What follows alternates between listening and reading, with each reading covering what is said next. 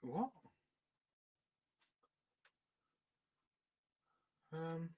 Guys?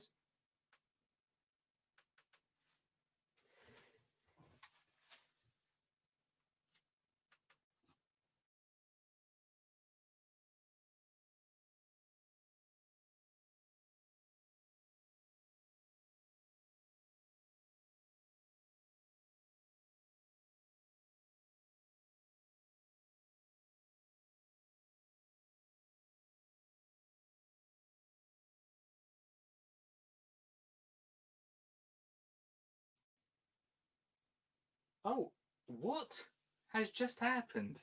That is the worst start ever.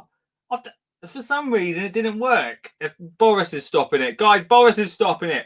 Welcome to the show, everyone. Tonight, we've got a great show coming up for you. We are cooking. It's the Cook Along Live. I feel like we might have some issues tonight. I'm not sure what's going on with the stream. Hopefully, you can pick me up okay. Not the same again. Not tonight of all nights. Not the Cook Along Live, please. We are going live. We're doing Cook Along. We're using our tomatoes. We're making tomato sauce. Plus, we've got Jenny Bailey on the podcast. Let's hit the intro and hope for the best. Facilia. Or Pacilia, if you just read it off there. Yeah. Oh, I'm on. Oh, I can't hear you, Anon. I've done something wrong with the thing. Anyway, Alison Poo is what I got. Good evening, Lee. How are you? Great, mate. Your signal is always terrible, but I'm good, my friend. Excuse me. You got an allotment? When I go, don't put artificial grass on top of me, all right? You're going to get composted, Lee? Yeah,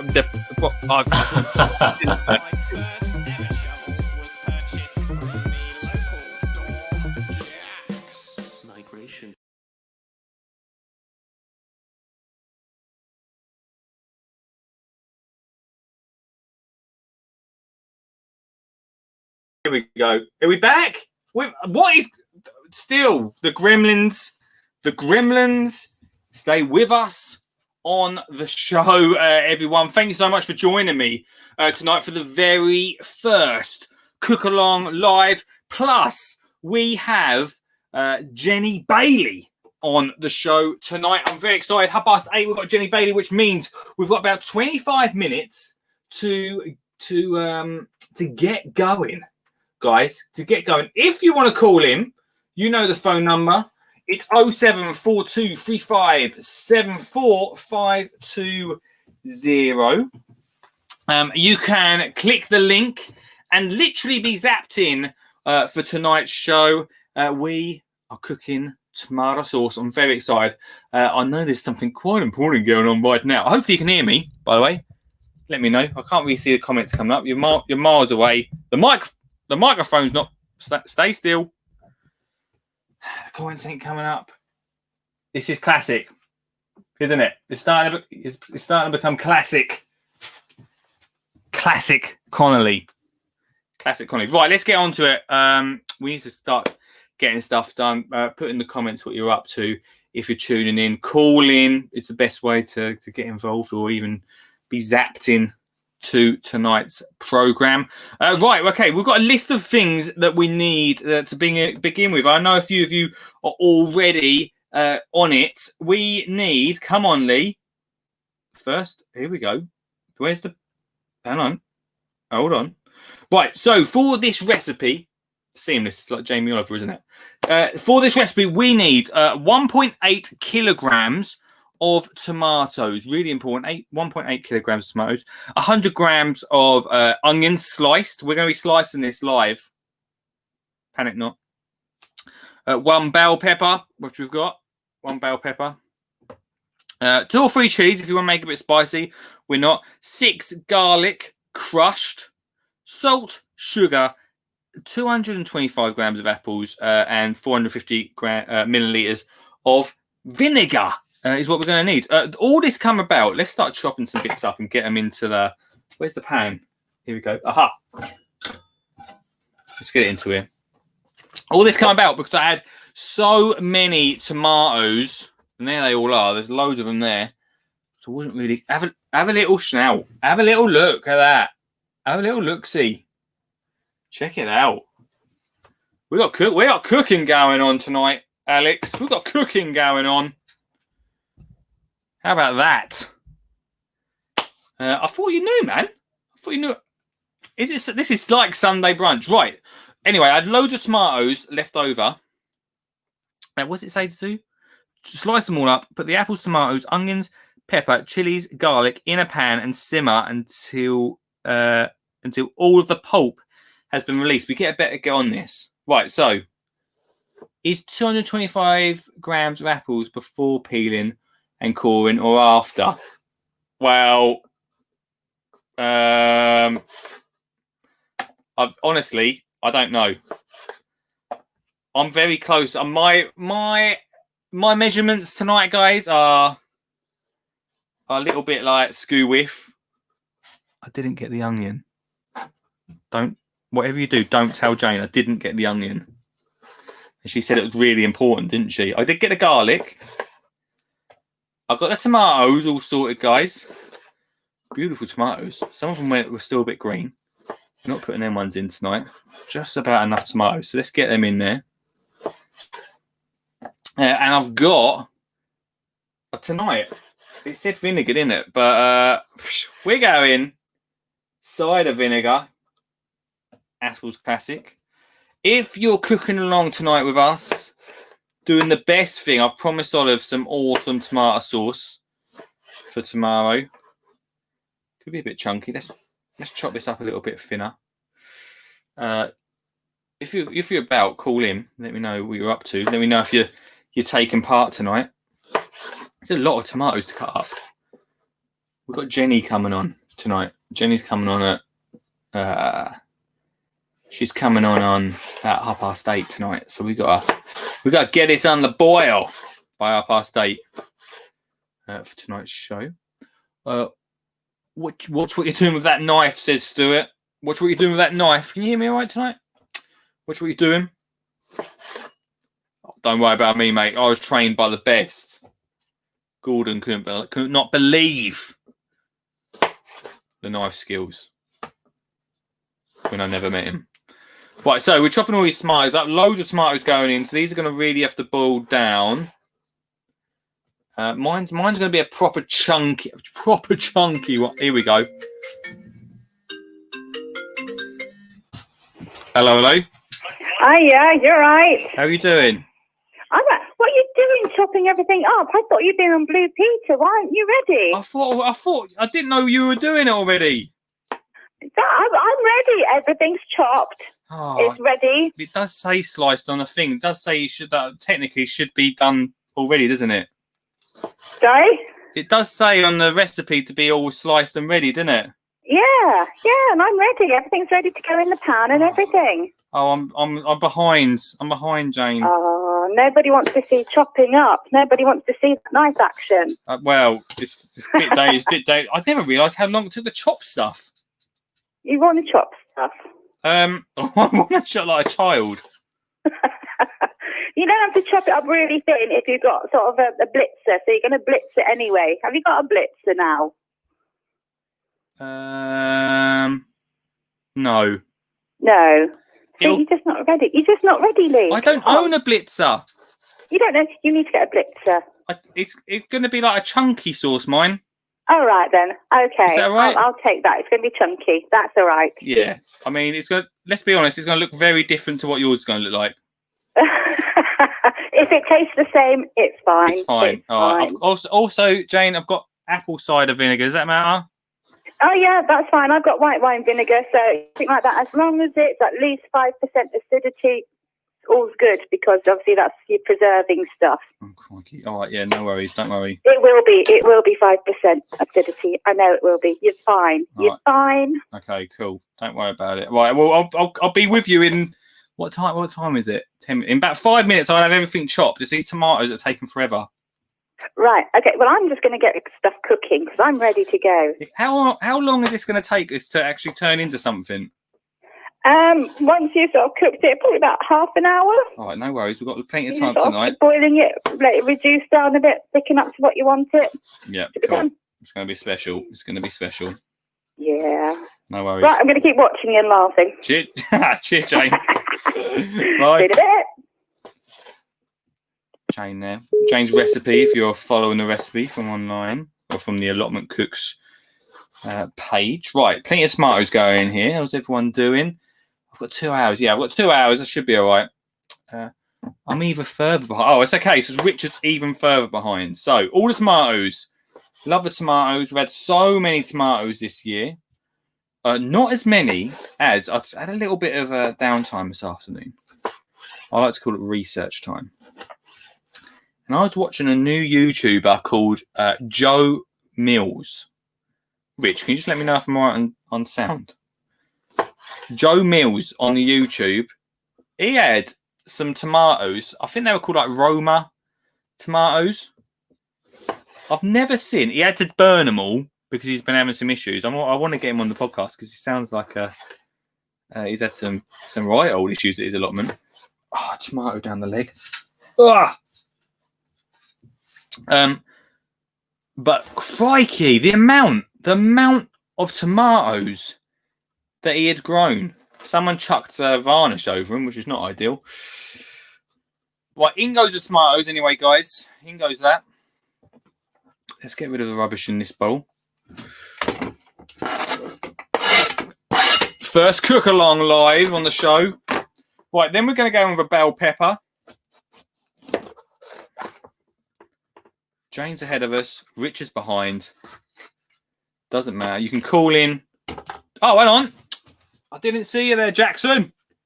Hold your horses. Here we ain't seen him on the show for about a week. But how are you, Mr. Stuart Jackson? How's things? I'm fine, mate. How are you? Good, man. I think I'll stick to the gardening though. This cooking stuff, yeah, like stressful. Knife looks a bit big for you. This is my favourite knife. I use it for everything in the kitchen. Yeah. Looks dangerous. Yeah, it is a bit dangerous, isn't it? But should be all right. If I don't burn the shed down, I'll cut my finger off. The first aid box, Andy. Yeah, sure. Sure, I think it might be out of date now. How are you anyway, mate? Yeah, good. Yeah. Good start to the week. Yeah. Back at school? Yeah. I got a meeting with the kids tomorrow get their podcast up and running. Fantastic. Good news, mate. Music. You got some music already? They've got to make their own. We told them they got to make their own. Oh, that sounds like a lot of fun. Well, they got musicians in the class, so it just makes sense. Yeah, brilliant, man. That's really good. Yeah, they haven't told me the subject yet, so it could be anything. It could be making tomato sauce. Well, yeah, they know. Well, just send them to this video, mate, afterwards, won't it? Yeah, yeah. Don't swear. That whatever you do, don't swear. Family show, mate. Family friendly here. You know what it's like. Yeah. So do you ever make any with your? I mean, you've only started growing vegetables this year, still, haven't you? But have you ever made anything out of the veggies you've grown? No, I don't cook. Well, I do normally cook, but my daughter's been cooking for the last 6 months because she's had nothing to do. So some bonuses to lockdown and. Oh yeah, only for another 2 days. Take her to uni on Thursday. Oh mate. Don't go. Don't. No, I won't. No, not mentioning it now again. Your daughter will be there as quicker than you know. No, crikey. You're not gonna cry, are you? I probably will, yeah. Oh no. It's gonna be, yeah. It'll be fun. It'll be fine. It'll be fine, mate. They all grew up so fast, don't they? Do you know what? One of my biggest regrets, Stu, is you don't realise until you're a parent, do you? But when I left. I did my electrical course when I was younger, and I went travelling for a year. And do you know what? I only called my mum about once a month. Until I become a parent, I realised, oh God, and what she must have gone through, worrying where I was and stuff.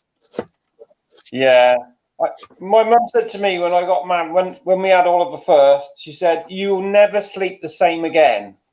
Yeah. And not a truer word spoken, really. That's true. She's looking forward to it, so it's another chapter, isn't it? Yeah, it sure is, my friend. It sure is. So yeah, it's good things, man. Have you been harvesting much stuff? Yeah, we've got kohlrabi. We haven't used it yet. Sweet corn, celeriac, beetroot, tomatoes.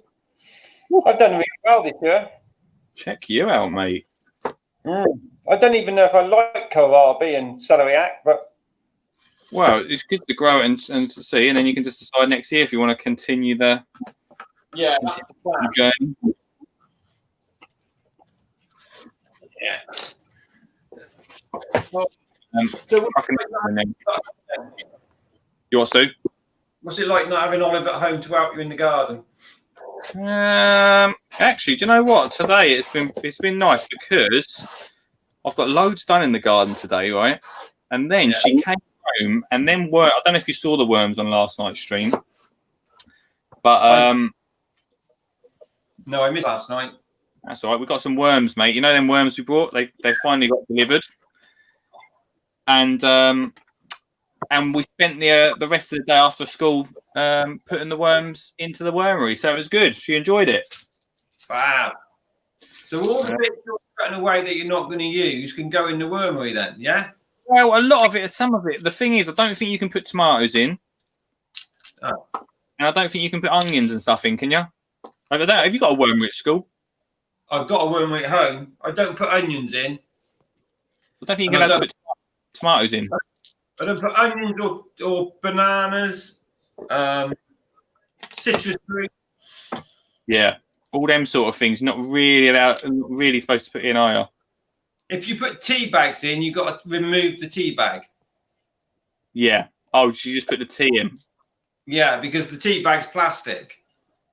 Oh, of course. Well, I've got some Big tea bags at this house, mate. Are not plastic anymore, but they also don't hold the tea when you put them in the tea bag. So can't win, really, can you? Oh, you wait to get your first wormweed. I'm excited for it. I'm excited, mate. Liza? I'm excited for some wormweed. You'd be able to sell it to Mr. Suggett. Well, he's got enough wormweed going on. He's got all the good stuff going on over there, mate. Yeah. All the good stuff. So, Stu, I'm going to love you and leave you. Yeah, that's right. You crack on, mate. And then I'll chat to you later in the week, dude. Thanks for calling in. Mate. Cheers, fella. Bye. Mr. Stuart Jackson there. He's still there. He's still on the stream. There he goes. Right, so we've done the apple. Some of you may have seen that. Actually, I was a little bit cheeky. I left some of the skin on. That was on purpose. It wasn't on purpose. Now we're going to do some garlic. In with 6 cloves of garlic. Seems like a lot of garlic, isn't it? But in with 6 cloves. Been great on time. Let's see some of the comments. Can't see him in the blue Peter kitchen. Who's it? Oh, here we go. How you doing, Mr. Cameron? Can I speak to the body coach there? The body coach. You all right, mate? Well, I've just enjoyed a nice coconut plum cake. All right. Well, I thought you were doing. You're not cooking tomato sauce with us tonight, mate? No, because I don't like tomatoes. Oh, well, okay, that makes sense. Fair enough. But I want to know why you put the apple in. Well, I don't. Well, it's in the recipe, so I'm guessing it makes it like sweeter. Don't know. I don't know the reason. It's on the recipe. It's just a good job you've got a 2-hour show. It's going to take a while, this, isn't it? Because look how chunky. I don't know if you can see that, but look how chunky it is. Yeah. Go down. That's that's going to go into tomato sauce, apparently. All right. Do you have a pot of sauce on standby in case it all goes wrong? Yeah, I've got a pot of Heinz just sitting here, ready to go. Just underneath the table. Ready for 10 o'clock. No, HB sauce is the one that I like. Oh, yeah, you said that. Yeah, sorry, mate. I'll get some HB for you next time. Do you, Which mate? Apparently, Oh, the secret ingredient. secret ingredient to HP sauce is dates. Is it really? It is. Ooh, I didn't know It's that. the only date. It's the only date that I'm going to get in the next 6 months now with the lockdown. Well, yeah, you can blame lockdown, mate, if you want. Well, I think we got to see the good side of things, and we can all have a nice, quiet Christmas, and we've got a good excuse that we can't go to visit people. So you got to look at the bright side of it all. Hey, man, I don't know what happened. I don't know what Boris said. What was Boris saying earlier? Pubs are closing at 10. Oh, let's go. So pubs, restaurants are closing at 10, but the last orders for food will be at about 9 o'clock to give them time to turn the tables around. Right. Everybody to work from home, which is what you're doing. Sure. I can't think what else he said. Doesn't really sound. Everyone really knew what he was going to say. Yeah, but he was quite open and said that this is going to go on for 6 months. Yeah. Okay. So, but that's good because I don't like a New Year's Eve. So it'll be a nice, quiet one. There won't be any fireworks going off. What about for Christmas? You allowed to see everyone for Christmas or not? No, because I've got the cats, so I can't get back to Cardiff. No, not you. Just people in general. What? Are we allowed to see everyone for Christmas? As long as there's no more than 6 people. Oh, well, that's So going to cause some arguments. Well, I wonder if you could have a Christmas lunch on Christmas Day with 6 people, and then have it on Boxing Day with 6 different people. I'm sure that's a loophole for sure, my friend. I'm sure it's a loophole. So, right. that looks gorgeous. It looks a bit tight in the pan there. That does look a little bit, didn't it? I might have to shift a little bit of it. I can understand why they never invited you into the Blue Peter kitchen, though. Because I was waiting for you to say this is one I prepared a bit earlier. I so should have, shouldn't I? I know. Okay, right, John, I'm going to love you and leave you because we need to get this. Well, I'm waiting to see now.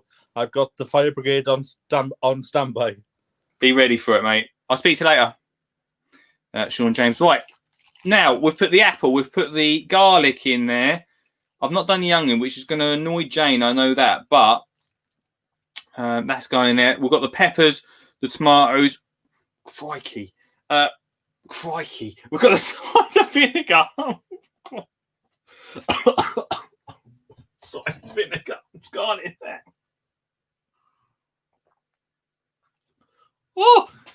Oh no! Oh no! Jane said, "Not the vinegar yet." Oh no! The vinegar's too late, Jane. Can I get the vinegar out? Oh, this is going to be messy. Can it go in? Oh, what's happened? I've put the vinegar in already.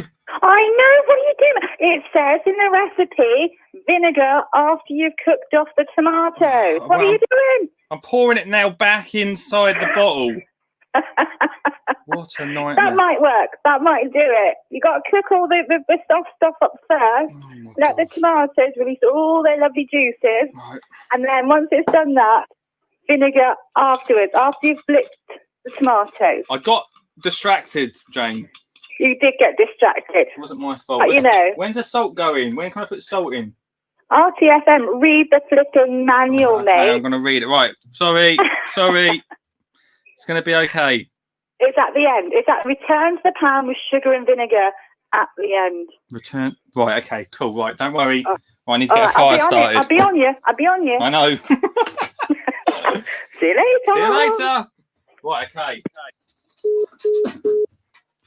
You'd think after yesterday's show. You'd think after yesterday's show that we would played it safe tonight. Right. Okay. Now is the time for a little bit of fire. Get this going. So put all that in a pan and simmer until the pulp has been released.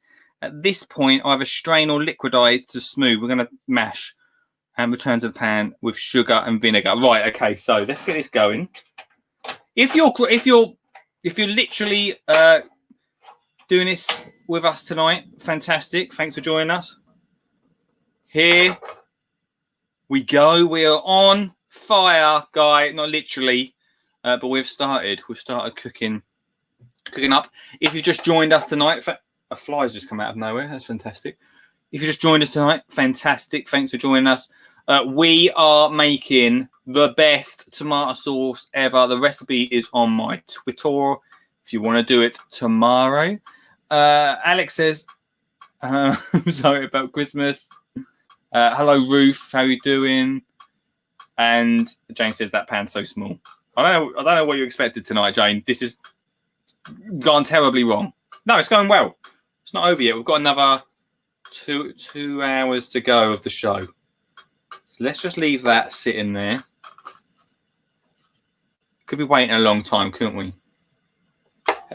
Jane, in the comments, how long do you reckon this is going to take to bubble? Try. Oh, okay. Everyone's talking about Christmas now. Everyone's talking about Christmas. Right. Okay, guys. Right. We've got that bubbling over right now. I think we're going to have an ad break, and then we're going to be speaking to Jenny Bailey. So let me come and press the button for the ads, and I'll speak to you after this. Hey, what's going on? This stream and the podcast is sponsored by Flymo. Flymo, your life easy. My nan absolutely loves Flymo, and she was the one that first introduced me to Flymo, the brand Flymo, way back when I first got my new home, because she used Flymo in her garden. Then she bought my mum and dad a Flymo when they got their garden, and then when I got my garden, my nan bought me a Flymo. It's been in the family for years. Absolutely love it. They're such a great product. They're quality, they're affordable, and they think about how to make it easy for you to go cut the lawn, cut those edges, and do those gardening tasks. So flymo.com if you want to get your hands on some of their products, plus spend over £45, and you, yes you, dear listener, can get free delivery. Oh! Go check it out now, flymo.com. The Skinny Jean Gardener, How to Get Kids Gardening book, it's available right now. That's right, in all good, well, I'm on Amazon mainly, to be honest with you. On amazon.co.uk or .com, wherever you're in the world. Amazon, How to Get Kids Gardening is available right now. It's a $9.99. Oh yes, my self-published work, $9.99. Let's have a little flick to see what you could be doing. You could be making this. Wildflower seed balls. My favourite gardener make. A little bit messy for the kids, but brings some incredible colour to the garden. There's over 30 gardener makes inside this book that you can do with the family to get outside and enjoy whatever space you've got. Amazon.co.uk. How to Get Kids Gardening. Would you like to sponsor and support this stream? Yes, you. Actually, not you, but you. Yes, you. Have you got a product or service you'd like to advertise? Then this is the space for you. You get yours truly to advertise your product in a very, very unique way. Thanks very much. Plus, get it put in front of literally tens and tens of people. There's at least 12 people watching right now. Probably more. Probably. If you want to get your product or service in front of them, then this is the place to be. Free advert, a show, plus we'll talk about it a little bit after each advert, no doubt. That's free, that's 4 times a week, that's 12 times. Guys, 12 times. If you want to get involved, if you want to support the show, it's not as expensive as you think, guys. It's not expensive as you think. Lee at skinnyjeangardener.co.uk.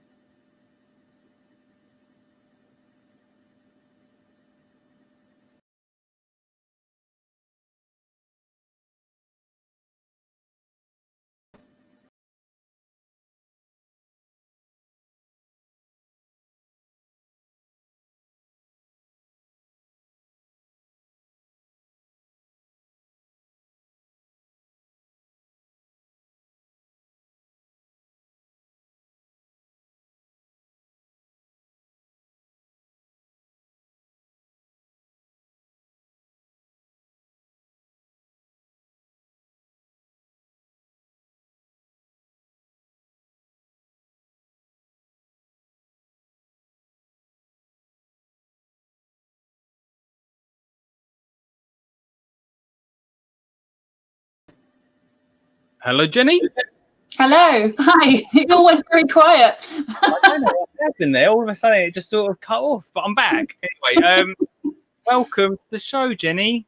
Thank you. Thank you so much, Lee. It's great to be here. I'm very excited about tonight. It's great to have you on. The reason I wanted to speak to you tonight was because I saw your new book. Yeah. And I wanted to, before we dive straight into that, I wanted to find out a little bit more about you and how you got into this whole world of gardening. Just tell us a bit more about tales of Mother Earth, from Mother Earth, should I say? No problem at all. I've always loved animals. I've always had a huge passion for nature. And I think when I became a parent, I was very aware that we've got to look after the next generation, and we need them to understand that we're not the owners of this planet necessarily. We're the guardians of it, and we're the protectors of it, and we need to look after our wildlife and our environment. And everything that's kicking off at the moment is so important. It was around last year sometime when the amazing David Attenborough said that the Garden of Eden was no more. And that really shocked me. And it shouldn't have shocked me, really, because we've been hearing that on the Blue Planet and Life on Earth and the Survival series and all the other amazing programs that have been brought to our screens, that our animals and our wildlife and our environments are in trouble. But when he actually said it's no more, it's not like it's just in trouble anymore, it's actually no more. Lee, that really hit me. And I was already doing beach cleans, and I was already going out with my two boys, picking up rubbish. We were putting nest boxes up in the woods and all sorts of things. And and because of that, I just thought I need to do something more. Yeah. Along that time as well, there was the report that came out about the insects being in major decline as well. So I'm not much of a gardener, and you probably don't want to hear that. But I filled my garden up with lavender because I just thought I need to help the bees. I need to help the pollinators out there as well. And I've turned into a gardener, which you probably do want to hear. And my children are very keen on gardening, but it's for that reason. It's for that reason that we see the pollinators, we see the butterflies, we see the bees, and we know we're helping, and it makes us feel better that we're actually doing something for the environment. So it all came along really around June, July time last year. I was talking to a friend, and it must have been in my mind that I wanted to do something more, and the opportunity came up, and we fixed on an idea of writing stories. And I said, well, they have to have a conservation message in them. She's a continuity announcer, and I now know her as Mother Earth, and she's the co-founder. And so we put our idea into practice, and I wrote Phoebe the Bee. I tested it on my children. I tested it on a few more children, and it kind of went from there. When did it come out? We actually self-published it in March. Oh, awesome. This year, which was a crazy month to launch anything, let's face it. But at the same time, so it's absolutely fine. It's a great time. What sort of response have you had from it? Oh, amazing. The support we're getting for our book is incredible. It's a book that can go from the ages of 3 right the way up to 10 years old. And what we've actually done is put lots of stimulus in it to keep a child's learning and involvement active as their learning develops right the way through. So there's puzzles in there, and there's a fun facts page in there. There's a crossword in there. There's colouring in pictures. There's the main story as well. And then also there's the element of the audio attached to the book as well, whereby we actually have a read-along feature. And there's also music. So we've put the whole composition, if you like, the production of it together. Wow, that's and believe it or not, it's incredible now. I've actually written 7 stories for the series, which is just, I got carried away, I think. Like sucks you into it all. That's brilliant. Wait, before you like really got into this, like what made you like go on like beach cleans and like feel like you wanted to get wildlife and stuff into the garden? Just purely the fact that it was hugely in the news. Greta Thunberg was doing her marches. Extinction Rebellion were doing their marches. And the fact that I'm a mother, I'm bringing my children up to respect nature, to respect wildlife.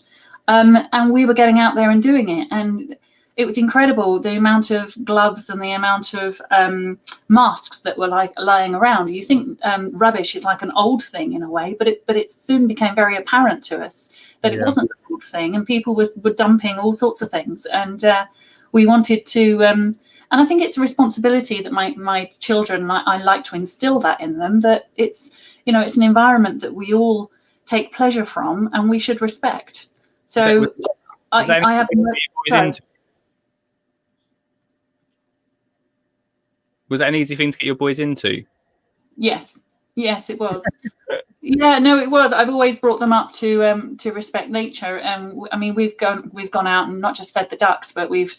I mean, my children really love all sorts of nature. They marvel at ants, for instance. They've got a big thing about ants at the moment. Yeah. My neighbour was mowing his lawn, and they got the cord wrapped around a big rock.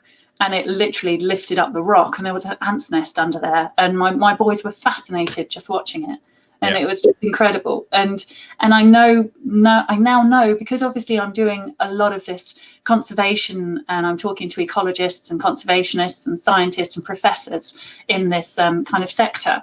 I'm knowing now how good it is to get children outside, which you obviously also know. But the fact that their confidence can improve, their social ability can improve, their connectedness improves. There are so many benefits for children outside.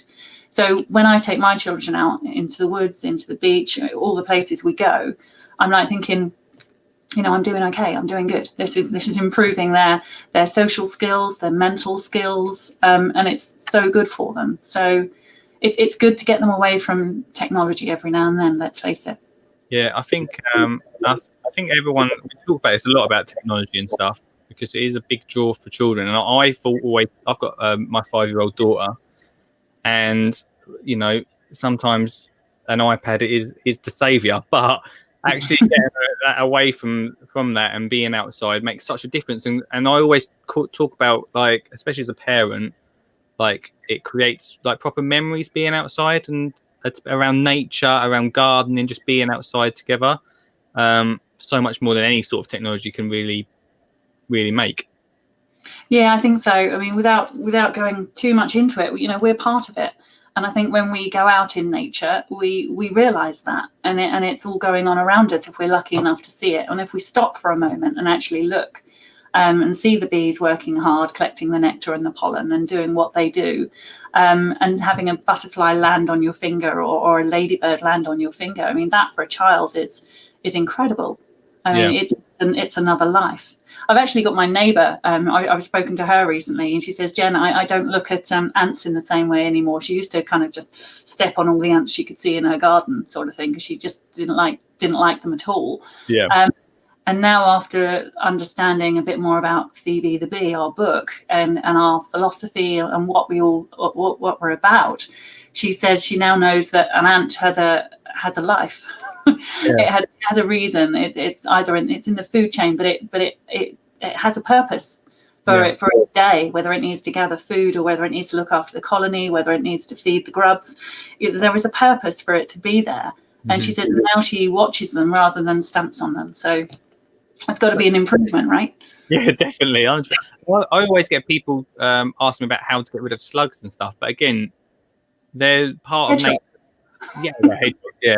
But they're part of nature as well. I feel like they're hated so much, but they're part of everything that's going on now. They've got somewhere, couldn't tell you where, but somewhere there's an important reason that they're out there. Do you know what I mean? There is. I mean, I see them as the food chain for hedgehogs and for some birds and other things, definitely. And long may that continue. I know they can be the bane of gardeners when it comes to their precious vegetables and that kind of thing, but they're just doing what they do, I guess. But you don't want too many of them, but a few shouldn't harm much. No. So for bees, any tips that we could attract bees into the garden? Oh yeah, well there's loads. I mean, bees are really in decline at the moment, and that's why we went with bees for our first book. I was listening to your podcast actually about the artificial grass. Oh yeah. Oh, yeah. And I was just thinking, and also mowing grass. I mean, in a way, to attract more bees into your garden, they need to find the dandelions and the daisies and the clover, and they need to find those weeds really. So one of the best things you can do is do a lot less in the garden.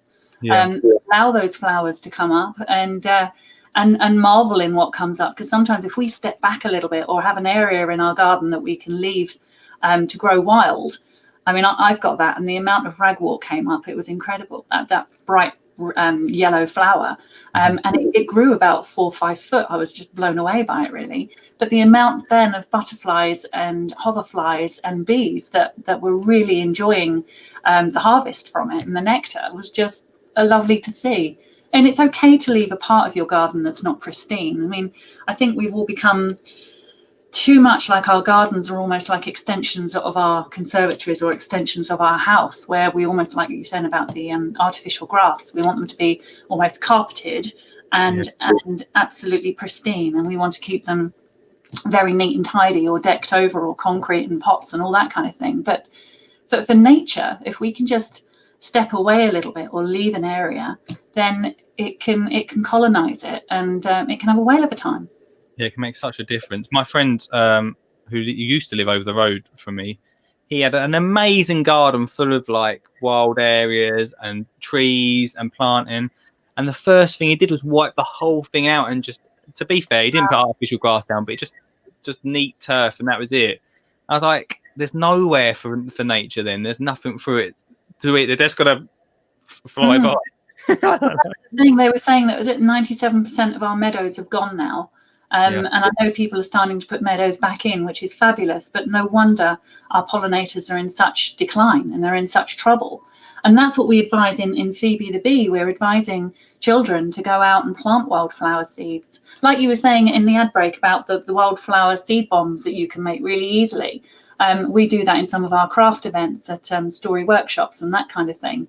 But that teaches a child that once they plant that and they see that plant come up in 3-4 months time, and then it flowers, and then a bee actually comes along and harvests the nectar, for instance, then that child, it's that empowerment feeling that child's going to feel that is just so incredible. And to be part of that process, for that child to open their eyes and realize what they've done and the benefit that has given the natural world, I think is really special.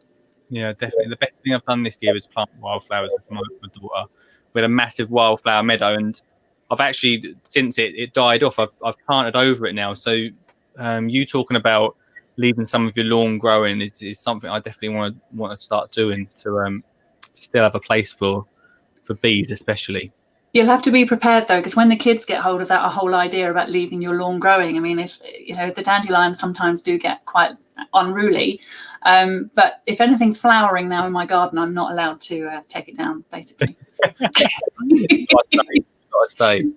So you might get that from your daughter. I'll have to wait for the flowers to stop, the dandelions, and I mean, they can grow quite large sometimes as well. So yeah, well, when we grew our wildflowers, the first wildflower popped up, and she had a cousin over, and her cousin went and picked it, and oh my god, World War III started over here. It was not good. She was so protective over that area. She's like, no one pick those flowers. The thing is with those flower meadows that, I mean, you plant them, don't you? And then, was it once a year you actually need to take it all back to nothing again? Yeah, that's it. But the thing is, the best thing to do is let them die off, because they look awful. My wife was like, why are you leaving them? They look dreadful, but they obviously reseed the area, and you don't have to buy more seed, which is a good thing. But I ended up doing another project over mine, so I ruined that idea. But yeah, they're really easy to do. I love wildflowers. Are the easiest go-to for me, especially for kids. Yeah, absolutely. And it's so important for kids, like we say as well. So, well, the other ideas, I guess, in answer to your question, and other ideas that you can do for bees is you can leave a shallow dish of water, because bees do need water to take back to the hive.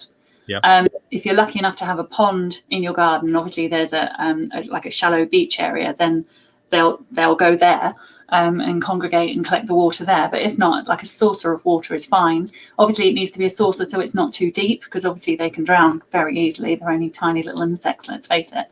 Yeah. The other thing which you probably do is put up like bee hotels, or you can easily make them with bamboo canes and put them up in the trees and that kind of thing for solitary bees. I think we've got, is it 270 types of bees in our country? Wow. Yeah, there's loads. There really is. And unfortunately, they're in decline. So we do need to help them, and we do need to allow them to thrive. And really, our gardens are can be such a nourishing place for them. Yeah.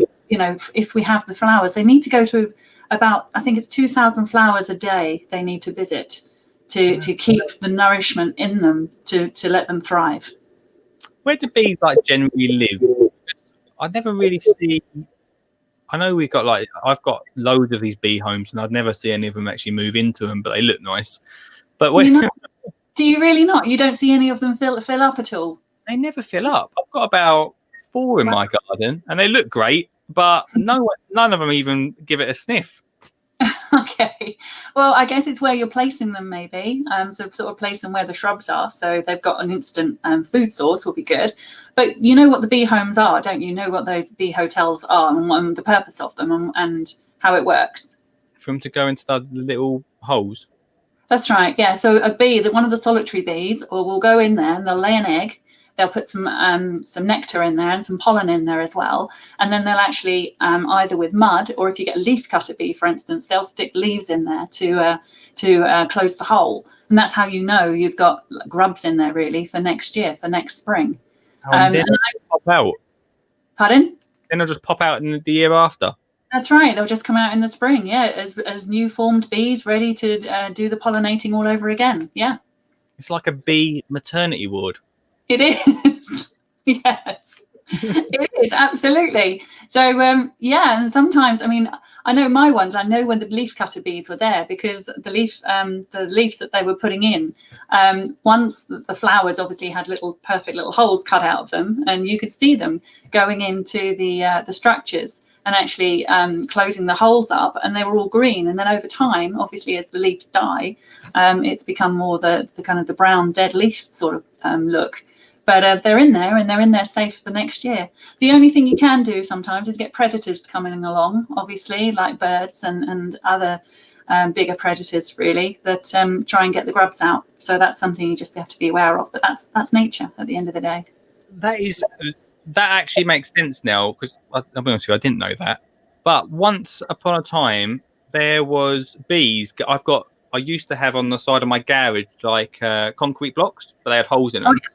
Mm-hmm. And the bees going backwards and forwards, backwards and forwards, backwards and forwards. And I was like, surely there's not a hive inside the block. But obviously there wasn't a hive. They were just putting the grubs and stuff and then filling it back up. Yeah, it's amazing. It's amazing to see as well. And for kids, it's amazing to see, because you can actually get bee box hotels that have actually got a clear section, so you can actually see when they're going in there and when they're depositing the little bit of honey and the little bit of nectar and the egg, obviously, and then they close them up and then they fly out. And sometimes you can get 3 or 4 in a row, and you can slide it out so you can actually see the development and how it's going in there. That's amazing. And I think sometimes also you can close it off so the predators can't come and obviously wreck the nursery, as it were. Oh, okay, that makes sense. I never knew birds even went for that sort of thing as well. Yeah, I believe sometimes they do, because they just fancy a grub or two, I guess, and that's where they'll be. You said you've got some other books in the pipeline. What sort of things are you going after next? Hedgehogs. That's our next one. Spike the hedgehog. Yeah, he's going to be coming out. And obviously they're in decline as well. They're the nation's favourite mammal. And when I started researching with hedgehogs and we put the plan together to write Spike the Hedgehog, it was very clear to us that people call it the hedgehog highway. And it's the fact that hedgehogs have sometimes they can travel about 3 miles a night, something like that. So they really can travel, and they can climb, and they're very noisy as well. If you know you've got a hedgehog in your garden, you know about it. But they're great for the gardeners, let's face it, and they're great for keeping the grubs down, like we say, as well. But for hedgehogs, it's all about the fact they need to get from A to B. And with us in our gardens, again, putting solid structures like fences and more concrete in our gardens, it's not allowing them to travel naturally through our environment at all, and that's another issue. Yeah. So in that one, there's a solution in the conservation tips to cut a hole in your fence to allow the hedgehogs through and to give them that access to an environment that let's face it, we're asleep, but they're out there and they're moving around, and they need to travel to find hedgehog friends, and obviously start their own little families. Yeah, ever since I put a hole in my fence between my neighbour, we've had so many hedgehogs. Like a lot of, like, they like sound like little mini pigs. Yeah. They're Yeah. proper good. Yeah, they are. I mean, they are. They really do snuffle and oink, really, I guess, and snuffle. And there's a thing about that. They used to be called pig urchins or something, didn't they? Because I can't remember the fact on that, but they used to be called that purely because they used to be prickly pigs or something. We'll have to look into that. I love hedgehogs. I think bees is a big winner for me, and hedgehogs are straight in, especially with my daughter. She loves both of them for nature. Well, then what we've done after that, I mean, the animals that we've chosen really for our series of books, there's 7 that have been written currently, and they're all animals that are in decline that we can help, that we can feel empowered by helping. So there's like the garden nest box, for instance. So that's like the blue tits and the small birds in the garden. There's the swifts, because they're in decline as well. So, I mean, these are going to come out over time. We've obviously started with Phoebe the bee. And incidentally, do you know Phoebe the bee, or the bee, has the title now of being the world's most important living species on the planet? Oh, really? Actually, yeah, it was amazing. It came out in February at an Earthwatch meeting in London, February 2019. Yeah, that's right. Came out in February 2020 by Earthwatch, saying the bee is the most important living species on this planet. And obviously that's due to the pollination, the biodiversity, and the environment where we are at the moment. And if a bee goes, we're in trouble. So that kind of made sense, really, that we launched with the bee to be the first. Yeah, because it's true. Without bees, it could possibly wipe out the whole world. It sounds extreme, but that's what Einstein said. That's exactly what Einstein said. He said 4 years after the bees go, we go. I'm not entirely sure about that, but I know our food stuff and our food variety would drop dramatically, definitely. Because obviously it's every third forkful you put in your mouth, a bee has helped with the pollination of that food stuff. Wow, that's incredible. Yeah, it is. It's amazing. So it's kind of understandable, really, that they've been given that title, because they are so important to our ecosystem, along with other pollinators as well. But bees now are actually shipped around to farms to actually pollinate crops because they're not there naturally. That's amazing. One of our listeners actually had a box of bees delivered to his allotment. I don't think it was hate mail, but he's got a box. So people, and also like people are bringing them into their gardens a lot more and bringing them to their allotments. So people do see the importance of them, definitely. It's just getting kids to know about it, really. Yeah, that's right. I mean, well, yeah, it is. I mean, the kids learn about this in their bugs and grubs and also mini beasts in their school. But talking to wildlife centres and ecologists and conservationists, it seems that there's a bit of a lost generation in there. And so if children are feeling empowered by our stories and our music, and obviously the messages that are out there at the moment to really connect with nature and reconnect with nature, then possibly their adults can maybe some of them will experience it with fresh eyes for the first time. That's through that process. That's the biggest thing, because I think, like you say, there is a massive generation that just didn't have that education at school, or their parents weren't really bothered about it, so they're 100% not bothered about it. So it's the kids that are gonna, through like books like yours, that are gonna be able to push that onto their mum and dad. Yeah, well, absolutely, and that's why we thought in a way that we'd go with the lower end of the market in terms of the age, the 3-year-olds to 10-year-olds, the key stage 1, early key stage 2s, because through them being wide-eyed and open to nature, and let's face it, a child, when they see that butterfly for the first time, or they see that the bees and nature, when they experience it for the first time, when they're allowed to go into the garden and feel that connectivity, if you like, with nature, it's an amazing thing. I mean, one thing I love being about a parent, I don't know if you do, but I love showing my children things that just opens their minds, and I just find that incredible. Yeah, I think that's really special. Yeah, I feel like a constant magician, like constantly. All these, like, from growing plants to showing them about nature, just all these sort of things. I'm just David Blaine. Yeah, well, it makes sense, doesn't it? I mean, I'm sure you are. You got the hairstyle for it. It's all good. Yeah, thank you. How was it self-publishing a book? How was that for you? It was nerve-wracking, I think, really. We tested it. We took it out to market. We tested it in children's nurseries. And we took it to families and with young children, and we really tested it. And that was quite a nerve-wracking thing as well, giving your product, your prototype, to a 3-year-old and saying, there we go, test it and see what they do with it. One of them came back in pieces, which was a bit concerning. But in terms of the self-publishing, yeah, we just went ahead. I mean, there's 5 of us in the team. So there's myself as the author. There's Mother Earth, a composer, a story editor, and then an amazing illustrator. So there's 5 of us in the team, and we wanted our books to be illustrated with animals that are anatomically correct. It was really important to us not to have like a cartoon book or anything. We wanted them to be as correct as they can be, so children could actually relate to them. The pictures that we've actually come up with for Phoebe, for instance, are really quite large and vivid and colourful pictures, and our feedback is the fact that children are really loving the fact that the images are so large in a way, because if you think about the size of a bee, they're obviously very, very small, and a child taking that in and then it's flying around, it's just good so they can actually see it, and they really appreciate that. That makes sense. Yeah, because like when my daughter Olive, when she first saw bees and that, she was like all scared and stuff. And I ain't until they like proper see like an up close picture of them, they know what they're dealing with. Yeah.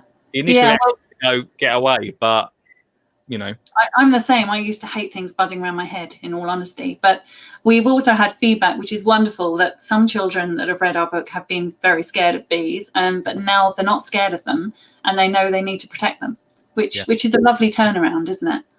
It's, from that age of a child, it's instead of flapping and running around and going like you do with wasps sometimes, or I used to with wasps. It's quite nice that they've learned to appreciate through our stories possibly, and also other things that are out there, because a lot of people are talking about bees and the importance of them, that they're to be respected. The amount of work they do. Do you know, for instance, how long? Do you know how much a honeybee actually produces in its lifetime of honey? Do you know that at all? What are we dealing with, jar-wise? We're dealing with teaspoons. Oh, okay, right. Oh, not a lot then. And not even 1 teaspoon. What? Yeah.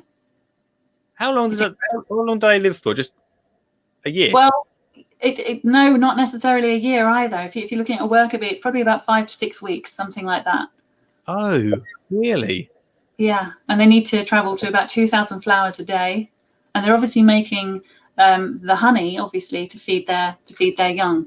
So when people like harvest honey, there's a lot of work that goes into that for them. And that's what we tell children. Yeah, when we go out to do story workshops, it's actually, Lee, it's 1/12 of a teaspoon. Wow, it's incredible.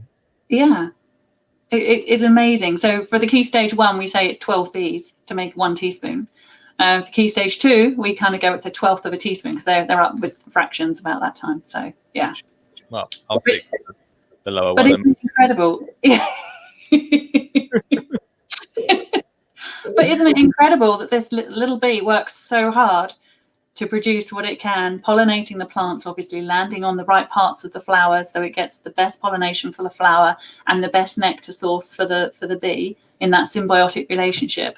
And that's what it actually produces, 1/12 of a teaspoon. So we do have to really respect these amazing bees that are out there. That's amazing. I feel like I'm learning so much. Where can we get your book from, Jenny? Whereabouts can we go for it? But we sell them all online. So it's at talesfrommmotherearth.co.uk. I can show you it if you want. Do you want to have a quick look at it? Yeah, let's have a look. Okay, there you go. That's Phoebe the Bee. Phoebe the Bee. Oh, it's such a great cover as well. I love it. And then the CD's at the back. I don't know if I'm showing you any of this. And then you've got the picture, and I mean here, for instance, on the fun facts that children can just kind of consume and go and tell their friends. This is obviously for the slightly older children, but a bee has 5 eyes. Did you know that? I didn't know that. Wow. And bees are the only insects that produce food eaten by man. It makes you think, doesn't it? Yeah. Fun facts.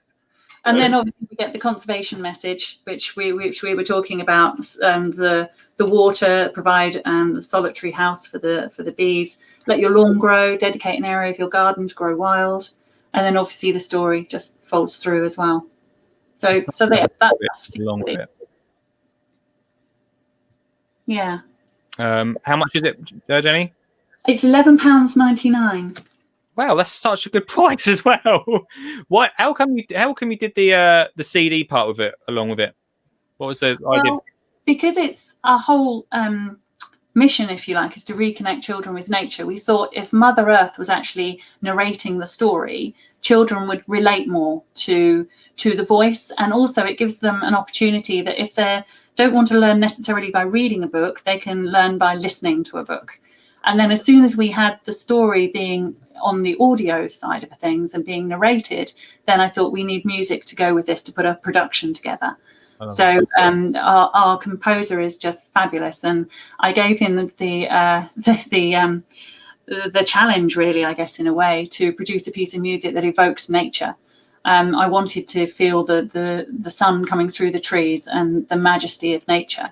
And he's written the most amazing piece of music that we now call Mother Earth's theme, and it's on the CD. It's on number 4 on the CD, and it's actually a lullaby. It's almost like a breath running through it. It's just so beautiful. And I know it's a lullaby because I fell asleep in the recording studio when we were recording it. I love that. Jenny, later on we'll buy your book live on air so everyone knows where to get it from. Fantastic. Thank you. But thank you so much for coming on the show. I really appreciate it. I feel like I've learned so much about bees. Well, that's what it's all about. It's. I mean, they are incredible creatures. They're the number 1 species on this planet currently. We need to look after them, along with all the other pollinators that do an amazing work with the biodiversity and everything that needs to be done. So, yeah, we've looked into it too, and we've learnt a lot through this journey. And we look forward to engaging with more children and in reconnecting them with nature. That's what it's all about. Awesome. Thank you so much, Jenny, for coming on the show tonight. No problem, Lee. It's been a total delight. Thank you so much. You take care. Thank you. Bye. There we go, Jenny Bailey on the show, everyone. And I think, guys, if it works, I don't know if Jenny's still there. I feel like we've got some gremlins in the in tonight.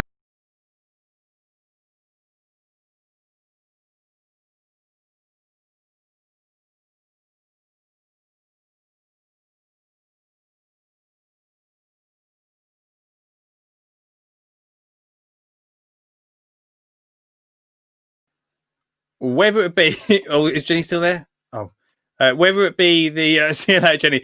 Whether it be the internet or something's going on tonight. But thank you so much to Jenny for coming on the show. I think hopefully you caught that interview. It was a great chat. It's going to be on the podcast later on. We're going to get back to our tomato sauce in a second, but later on in the show, we've got till 10 o'clock tonight. Later on the show, we will buy Jenny's book. I definitely want to get. Damn gremlins. I definitely want to get that book for Olive because I think so fascinating to be able to, for our children, to be able to learn about bees and nature. And that sounds like a perfect book that she will absolutely love. Let's have an ad break and let's get back to this sauce.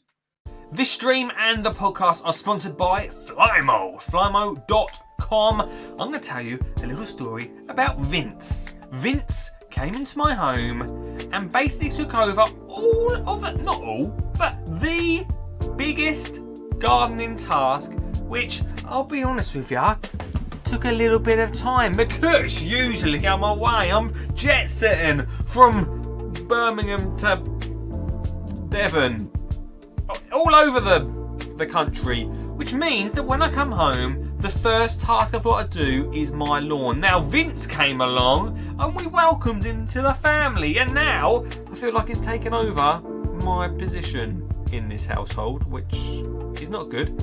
Vince, I should add, is my robotic lawnmower. Oh yes, Flymo's robotic lawnmower.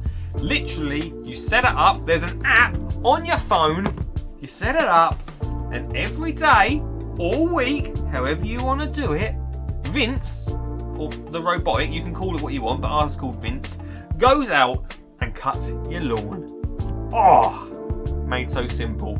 Go check it out right now at flymo.com. Spend over 45 quid, you get free delivery. You can't say better than that, can ya? So yeah, go check it out, get your own Vince. Have you heard? I've got a brand new book. It's not brand new, I know that, it was out in February, but to you, it may be brand new. How to Get Kids Gardening is available right now on amazon.co.uk. Let's have a little flick to see what great gardening makes over 30 that you could be doing as a family. Maybe you could be making stone and spoon markers, because we all know that labelling up your seeds as you put them into the soil is very important. If not, you've got no idea what's popping through when the little green shoot. That could be anything, couldn't it? Make some stone markers. Really simple, really easy, and really inexpensive. All the gardener makes in here, just literally, the costs hardly anything. I don't know how I can say that. Hardly anything, mate. Hardly anything. Come on around. How to Get Kids Gardening. Amazon. Come on out round. Would you like to support and sponsor this stream? Then you can. You can get your product or service in front of people like Richard from Littlehampton, or Sean from London, even Lisa in Northern Ireland. Yeah, we're Mr. Worldwide. I think we've got some people from Australia as well. So if you're from Australia, this is the place to be. If you want to support or sponsor the stream, then please get in contact at lee@skinnyjeangardener.co.uk, and your advert could be at this point right now.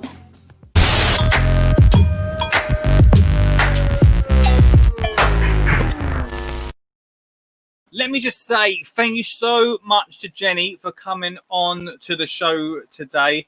I learned so much, and at the end of the show, we will buy the book, so stay around for that. And I know we had a few gremlins at the end of the interview, but if you want to listen to the full interview, that is going to be on the podcast next week, probably Monday or Tuesday, so you can listen to that audio in crystal clear clarity without me moving all over the place. Not sure what's going on with the system over the last couple of days. Right, let's see how we're doing. I know a few of us, whoever just called in, can you call back? I'm not sure who it was. I know a few of us are cooking along together. I saw a comment pop up during that with Richard saying that he's doing pretty well with his ketchup. He's doing all right. I had to turn mine off because it was getting a little bit too hot, but it's cooking up quick. It's cooking up quick. I remember I'm going to be doing a chunky version, guys. A chunky version of that. We'll definitely need to return to that bee chat, don't we? Amazing stuff on there. Let's see. Stuart says, this must be the next book on my list. Sounds great. Stick around to the end, Stu. We're going to be buying that book at the end of the show. I will get a copy for my grandkids, says Ian. Fantastic. Ian also said, I searched Vince on the Flymo site and nothing came up. His name... Yeah, I called him Vince. He's just called a robot on the Flymo site, mate. I know some people that would argue that they are the most important living thing on this planet, talking about bees. So I saw some great comments coming in during that chat. Let us know how you're getting on in the tomato sauce steaks. Let me put the link up so you can tune in. I'm a little bit behind, guys. I'm a little bit behind you guys.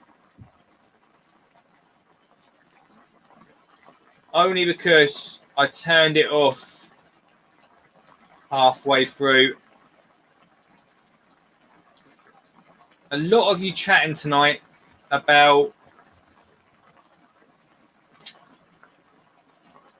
the importance of bees. I'm glad you really enjoyed that conversation. And yeah, like I say, we will return to that chat at another podcast. But it was great to have Jenny on. I said to Jenny last week, we must get you on to talk about her new book. It's such a big team as well involved in it. It's fantastic. Go and support that. We'll be looking at buying that at the end of the show. How's everyone getting on with their sauce? Add more vinegar. I've took the vinegar back out, Sean. Vinegar is back out of the sauce. I had to strain it back out. And now we're just cooking away. I've got it on full blast. Here comes Richard Suggett, guys. Here he comes. You can see here we go. Here he is, a professional. A professional on the stream. That was quick. How you doing? Yeah, good. This tomato sauce, Yeah, is looking absolutely lovely. right. Show me yours, and I'll show you my. Oh my crikey, O'Reilly! Yeah, I've already had to add the vinegar and sugar. Right, you've added the vinegar and sugar. I have not added anything yet. Mine is looking. Do you want to see mine? Yeah, let's have a look. Can you see that? It needs blitzing.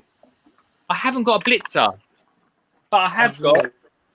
But earlier on, Richard, I thought, do you know what? I will make sure I bring a alternative, and the alternative is. Yeah, give it a few goes with that. Here we Got go nothing then. to Mate. lose. Nothing to lose. Live on air. I mean, How are you, man? Yeah, good. I was just thinking I've got a slight advantage over you. I'm cooking in my kitchen, so Yeah, I am cooking like camping style tonight, guys. yeah. Plus, I've got this pressure of Jane. Jane is on me tonight. Yeah, She's having Gordon Ramsay watch you. you need you know what you need in that? You need a second person to do the cooking while you did the interview. I actually did. You're actually right. I actually had it on, and then because I was really interested in what Jenny was saying, and I didn't want to keep looking over to see if I was burning me sauce. Yeah, So I sacrificed it for chatting bees with Jenny. yeah. I've got to say that was really interesting what she was saying. I learned quite a bit from that. You know, I never knew. One, I tell you why I mentioned. I don't know if you heard me. I was talking about the bee that I saw going into my garage wall. Yes. Yeah, and I was panicking a bit. There was a bee, and this is when Jenny said about what the bees do. That sort of clicked that was a bit of a bad note on my side. I'll tell you why. Because I saw the bee keep coming in and out, Rich. Yeah. I panicked. I thought they're making something in there. They're busy. And then I filled the hole with a screw. Oh, mate. I didn't know. It wasn't my fault. I'll never do it again. And now I'll tell you what, because Olive was there at the time, because Olive was panicking. But at least now, and she'll remember this, because Olive's got such a great memory. At least now I can tell her in the morning. I said, remember that bee that we put the screw in? She'll remember. That was actually doing such and such. But I'm going to buy this book at the end of the show tonight. I'll probably be buying this book in the future as well, because I was really interested with what Jane had to say. It's decent, isn't it? I think. And then the next one's hedgehogs, which is basically my two favourite things in nature in the garden. Yeah. Yeah, I think gardeners always love hedgehogs. Big fans, aren't they? Big fans of it. I've just got a spoonful of this sauce to give it a try. It's cooled down nicely. Shall I give it a try? Go on then. Oh, wow. That is good. Winner? That is good. Now, I'm getting a bit worried. I might add a bit of Tabasco to mine just to add a bit more of a kick. Bit more naughty, mate. Yeah. Right, tell me something, Rich. Right, how long did it take to boil down into something? Mine didn't take all that long, but to be fair, I'm using quite a high-powered hob. This thing's You've seen busted. my oven. I've got a big old You have. double whammy thing with a big hob. I mean, it looks quite watery already. If I add vinegar, I'm going to be in trouble, right? Well, the vinegar and the sugar will basically start to thicken the sauce up to turn it into like a more of a ketchup-y sauce. Right, okay. So That makes sense. So I'll wait. I'm going to wait 5 minutes. I'll wait till the next half hour until I do that because I feel like it needs to really cook. I'm going chunky all the way anyway. Yeah. I've not got a blitzer. I wish I did. How much sugar did you put in? 450 ml. Yeah, if you didn't really measure it, how many spoonfuls would you say that would probably be? I put in a bottle and a bit. A bottle and a bit Yeah. of sugar? Oh, sugar. I thought you said vinegar. Oh, no, I've only got one vinegar, mate. I ain't got a choice about that. That's all I could find. Fair enough. Yeah, that whole bottle will go in there. Sugar, but sugar-wise... Sugar. It wasn't that much. I would probably say... What spoon size have you got? I forgot the spoon. But it's okay. So how many shakes of doing it in the studio? Probably that whole lot. What? All of that? All that, yeah. Shut up. No way. Yeah, I mean, I'm guessing. No way. That is too much sugar. That'd be mental. That's what goes into ketchup and chutneys and stuff. Sugars and everything. Jane's saying about 4 teaspoons. That's not 4 teaspoons in there. That's like that's half a bag. Oh, well, I measured out 175 grams. And this jar here was up to about halfway. Right, okay. So, crikey, actually quite a bit then. Wowza. It's, wow, I didn't expect that. Okay. For the sugar. I'll be honest with you. You said the sugar, didn't you? Not the salt. Yeah, sugar, yeah. Not salt. No, the salt was about 4 teaspoons. Right, okay. Wow, okay. I'm going to wait. I'm going to hold off. This is the first time. It's quite exciting because this is the first time that I've really cooked something proper up from the allotment. Usually I like eating stuff like fresh. Yeah. So I'll just put it in my salad or put it on the side of the plate. Unless it needs cooking, like courgette or something like that. But I mean, like actually mixing things together into a sauce, should we say?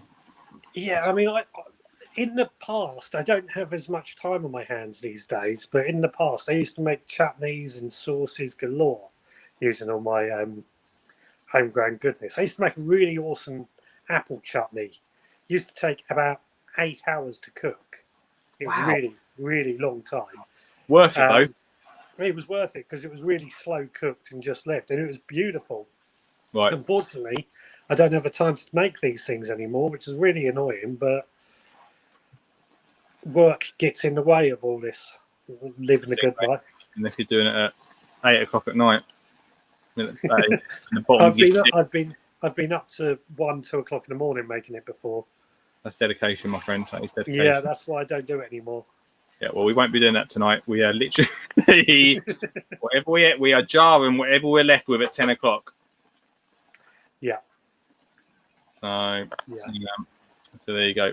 Well, I can only congratulate you, mate. This is actually smushing into something quite nice. I can only congratulate you on probably finishing first. Jane didn't tell me if she's finished, but I'm pretty sure she would have. Well, I actually started after you as well because I wasn't prepared enough, and I realised I didn't have a bell pepper. In my kitchen. So guess what I did? I went out to my garden and found some peppers. There you go, mate. That is the beauty. That is the beauty of it, my friend. Yeah. That is the beauty of it. I've still got loads of tomatoes left over, right? Ridiculous amount. I don't know if you've watched Joe Mills on the YouTube before, Rich, have you? I used to watch him many years ago. I don't watch much YouTube Just only I'm burning now. Don't have the time. No, you're a busy man, I know. Yeah. I saw today, I was just checked this out, and I just saw he got some tomatoes, and he must have had on these tomato plants probably 50 tomatoes on each plant. Ridiculous. Absolutely ridiculous amount. Yeah. I mean, I've had plenty of tomatoes this year, but I've had them come in gradually. So we've always had just enough, which is how I like it, and I'm going to try and keep doing that in years to come forward. Makes sense, but at the weekend, I harvested about 3 kilos of tomatoes on the allotment, which is what I'm using tonight. Right. Nice going, my friend. Yeah. Nice going, Rich. Dude, thanks for showing off your sauce tonight. No worries. Do you want one last look? One last go on. Show me this is what you could have had. Oh, it looks good, man. Yeah. How many jars do you reckon you'll get out of that? I put 6 in the oven to sterilise. Yep. Good idea. Yeah. I'll have to make you some of my chili jam one day as well. Oh, yeah, let's do it, man. Wait for me to come, and if I'm allowed to, whenever Boris says we're allowed to do it, but I'll come and make some with you. But I'd love to learn to do that. Oh, okay. Yeah, that'd be cool. Awesome, man. As always, Rich, thanks for calling in, dude. Yeah, no worries. You have a good one. Thank what I'll try. See you later, mate. See you later. Bye, dude. Right, this is actually really coming on good. This is looking good, guys. This is looking good. I think I'm going to go in with a bit. I know before I said I'm going to go in with vinegar. Right, here we go. I'm going to go in with the vinegar now. I'm just waiting just in case Jane says, no! Maybe I'm rushing it. I'm not rushing it. That looks good. That looks like a good pulp. I'm going in. In with the vinegar. And then that is a lot of sugar. I'm not being funny, but that is a lot of sugar. I'm going to go in with some sugar now, guys. See how we get on. This seems like a lot, but we're going in with it. Oh, okay. Right, in with the sugar. We're looking, maybe a bit more. No, that's enough, isn't it? And then the salt. I think we said about 4. Let's have a look at the. I don't know where the ingredients is now. Jen's in the house. Hello, Jen. Welcome to the show. Tomato soup being made here, as I hate ketchup. Ian's making tomato soup. Nice going. Joe Mills has been around since 2016, says Sean. Richard, can you cook me a beef Wellington? Says Ian. You're good. I'm all right. I'm good. Oh, I might have put too much sugar in.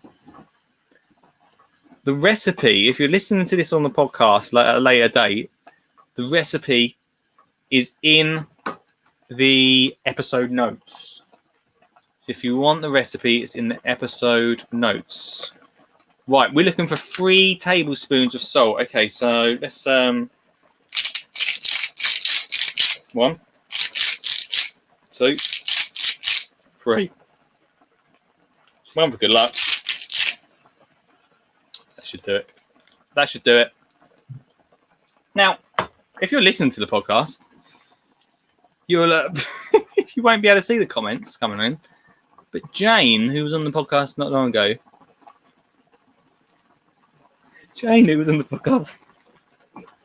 the other week,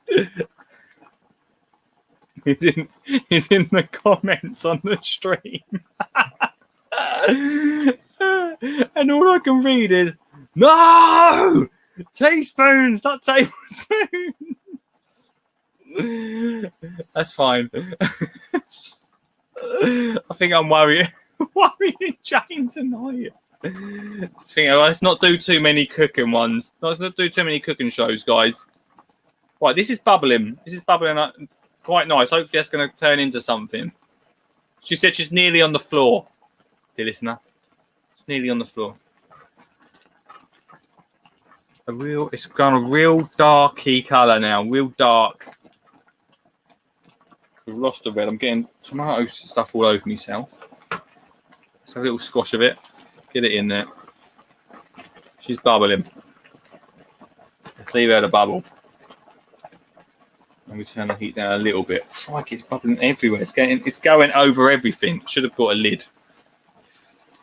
Should have brought a lid. Richard said, flip, I'm getting... Crikey. Tell Jane I was yelling the sun. Everyone's worried, guys. Everyone's worried. So tonight, for our tomato ketchup, I think it's really important. We're not going to do this too much. We're not going to do this all the time. But I thought I've got loads of tomatoes left over. I thought it was really important to make sure we use them. And tomato ketchup is one of those things. My daughter absolutely loves it. And I thought, well, let's make it. Let's do it. And Jane sent us from Allotment Cooks, sent us the ingredients, sent us what to do. Seemed quite simple. But obviously I was going to mess it up somehow. But we could still be on for a winner. We've got a half hour left of the show. We could still be on for a winner. Ian says, is that a halogen or gas hob? It's a gas hob, Ian. What are we cooking next week? We ain't... Stand back. We're not cooking nothing next week. We're not... this is a one-off. Let's keep it... I'm not cooking Christmas dinner as well. Saw that comment come through. Jane's offering support. I'd love this. This is great. Wish I brought a lid for it because it is literally going all over the studio. So, future reference to anyone. Future reference to anyone that's listening. Put a lid on it. That'll stop it going all over the kitchen. Right, so we're slowly thickening up over the next half hour, which should be good. Okay, we'll do cooking now and again. Depending on what we're growing. We're gonna cook pumpkin at some point as well. I'm not sure how I'm gonna do that in the studio, but we're gonna do it. It's going to happen. Don't use a lid. Don't use a lid, I'm being told. You want the steam to escape to thicken up the sauce. At the moment, live, I'm cooking, Richard's cooking, Jane's cooking, but I'm pretty sure Richard's finished. Jane's definitely finished. 100% she'll be finished. And I think Ian's cooking. I'm not sure if I'm right there, but I think Ian's cooking tomato soup. Could be Heinz, but he's doing some soup tonight. What a show! What a show, guys! Yeah, Jane's finished. Different from last night, isn't it? A little bit different from last night. We're back live, getting rid of those gremlins. Had a great interview. If you missed it early, if you just joined us, great interview early with Jenny. That was a lot of fun. Sean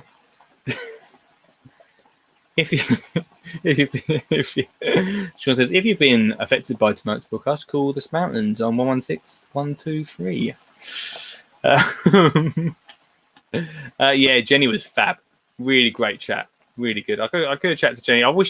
Do you know what? I wish we weren't cooking tomato sauce tonight because I could have chatted to Jenny for absolutely ages. But I wouldn't want to keep her all night. But it was great to have her on. We will, in the next half, we will go and buy a book while this is cooking. Because I really want to get hold of that. Jen says, you can get a flat mesh splash guard which will let steam out, but I've got one of them. Ridiculously, Jen, I've got one of them, and yet didn't bring it. What an idiot! Next time, you live and learn. Right. Let's continue cooking this. This is looking a very dark colour, but we're gonna keep going with it. Let's keep that rocking and rolling. Let's have an ad break, our final ad break of the night. Then let's come back. Let's get hold of Jenny's book and yeah, let's see if this works, guys. This stream and this podcast is sponsored by Flymo, home of the hover. I made that one up myself, but that should be their tagline. Home of the hover glide. That's my impression of a Flymo hover.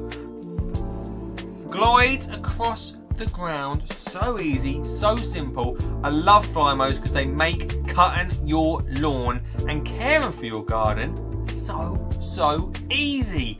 Plus, they've got, and I'm just looking around the corner here, an Easy Glide I've got here. I've got a Hover Vac. Both are brilliant for different sized gardens. Plus, they've got a new Easy Store, so you don't even have to plug it in. You put a battery in it and you drive about cutting your lawn. No wires. How easy is that? If you want to find out more and see what I'm talking about, then check out flymo.com right now. This stream is also sponsored by How to Get Kids Gardening, my book, Lee Connolly's book, a top 10 gardening book of 2020. Not my words, but the words of The Independent. Also, in this book, Lee has brought together my passion of nature and wildlife, along with my love of grow your own. Not my words, the words of Jimmy Doherty, of Jamie Oliver's mate. But let's have a little flick through, see what you could do at home as a family. Maybe you could create this, a bird feeder. That's right, you can create a bird feeder just from a plastic bottle. It's really simple, really cheap, really easy, a great activity to do with the kids to get outside whatever space you've got. How to Get Kids Gardening, available on Amazon for just a tenner. Woo. Could your product or service be in this part of the show, the advertising part here? If the answer is yes, I think you were thinking about it, weren't you? If the answer is yes, then get in contact at lee@skinnyjeangardener.co.uk. We can talk about saying hello, how you doing? Do you want this? Do you want this pen? Do you? Probably not. It's a digital world now, isn't it? But do you want to buy this pen? Then you can at Pens Are Us. That is just one example of the many advertising talents that I've got. So if you do fancy it on the stream, come support us, come sponsor us. It's lee@skinnyjeangardener.co.uk.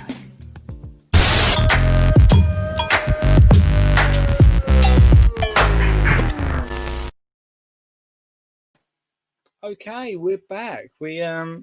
Not sure if we disappeared there or not, guys, but it seems like the heat. Woo! The heat is getting to the kitchen tonight. It's cooking just off camera.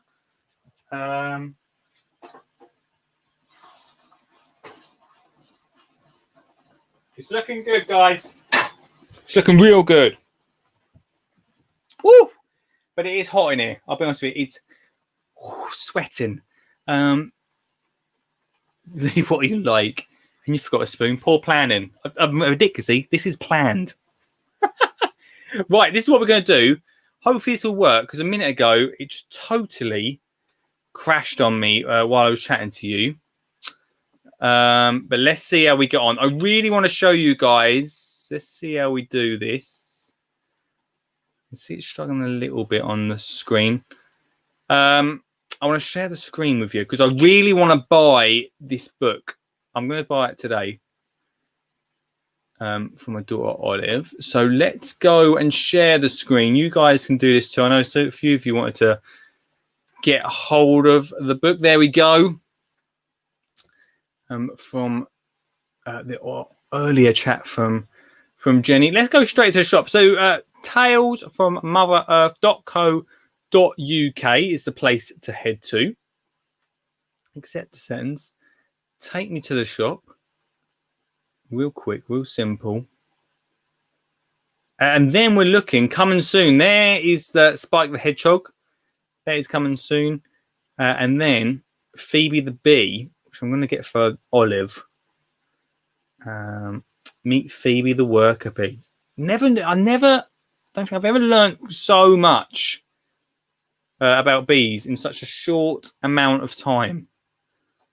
11.90. Well, I'm also 11.99. What an absolute bargain. Let's have a little listen to this. Let's see. Where's my headphones? Let's have a little listen to this little video. See if we can play this. from Jenny. Welcome to Tales from Mother Earth. Today, I would like to tell you a story about a very special bee called Phoebe. Looking down as she flew, Phoebe grew more and more concerned. As she cleared the trees, she couldn't believe her eyes. There's a little bit, guys. Welcome to it's Tales playing from again. Mother All right, Earth. calm down. There's a little bit from the CD that you get with it. I know I should have done a CD with mine. I knew I should have done a CD. Let's go all in. Let's add to basket. And when this is delivered, we'll check it out. Let's check out. And I'll checking it out. Checking it out. £2.95 delivery. That's fine with me. $14.94. We'll proceed to check out. Hopefully, it won't show any of me details. And we'll get on that. We'll go through all of this later on, and I'll make sure I show you guys. Make sure I show you guys what the book looks like and how Olive feels about it too. Right, let me just quickly check this source. Final 20 minutes of the show. If you want to call in, 074 23 574 520. I'll put the number up on the banner if it works. There you go. There's the number 0742 357 4520 if you want to call in. Or be zapped in. Maybe you've been thinking about cooking tomato sauce like we've been cooking. Tomato sauce like we've been cooking. Chunky tomato sauce. Yeah, we've been cooking tomato sauce. Here, well, not here all night, here till 10. 20 minutes left. Okay.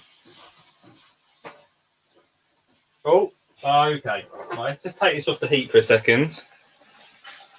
So, nice. The sauce is looking a bit questionable at the moment. Crikey. I mean, Richard's looked pretty red and mine's looking pretty... Could be the lighting. It's not the lighting. It's a bit of a browny, sort of burnt on the bottom of the pan sort of colour. I don't know. I think I might leave that. That's quite a nice... I'm going to carry on and just keeping that going. That looks good, apparently. I'm going to keep that going for... I don't know if I need to have it on quite so high. Woo! Woo! There's smoke. Should there be smoke? I think we're going to... Should there be smoke? Where's this smoke come from? There was always smoke. What is going on? Why is there so much smoke? We're not going to cook in the studio next time. It's a bit more of a barbecue sauce, perhaps. A bit more of a barbecue sauce. Jane's saying it looks good. She also says should not be smoke. Oh gosh. Oh. Back to the garden tomorrow, guys. Back to the gardening.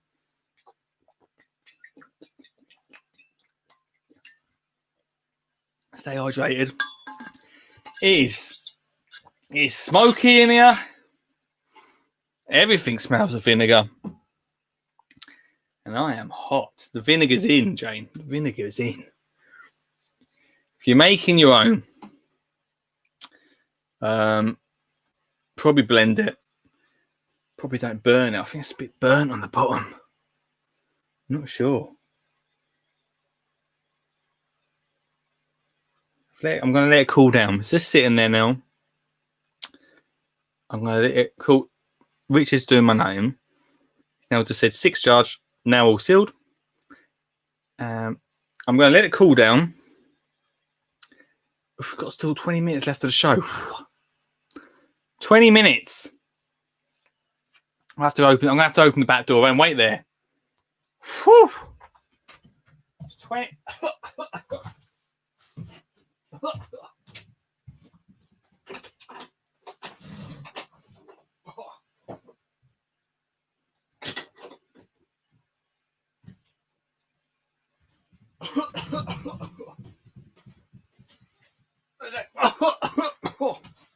There's actually smoke pouring.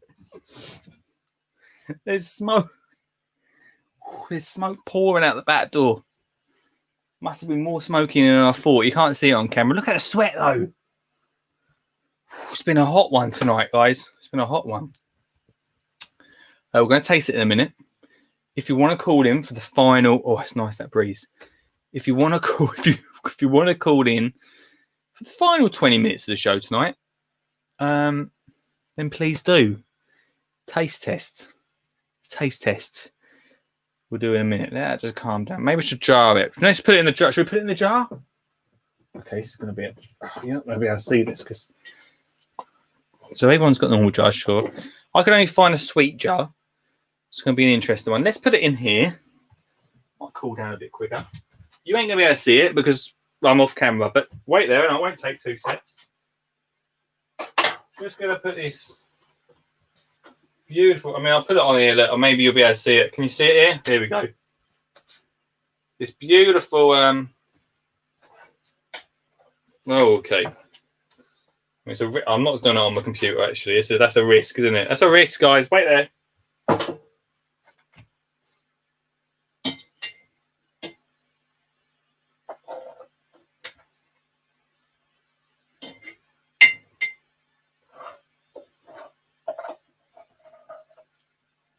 I mean, it's not.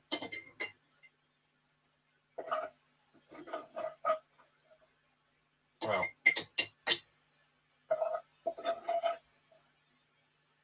I mean, wow. It's going in. I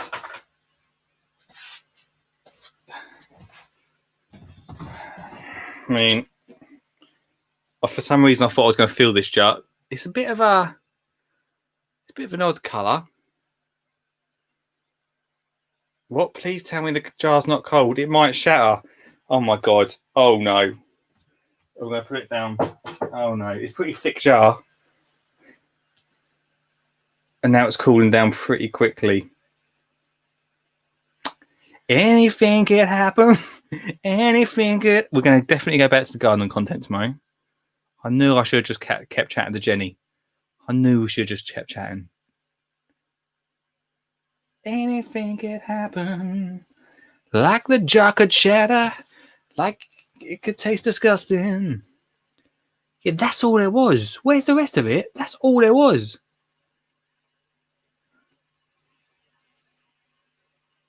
This is not that. It's not going. This is not.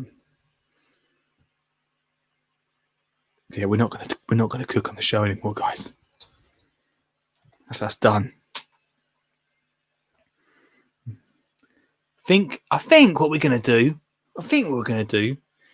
Is perhaps what we could do on the show is make sure we zap Jane in, get her to cook, and I'll just stand and commentate. That could be the thing. Hello.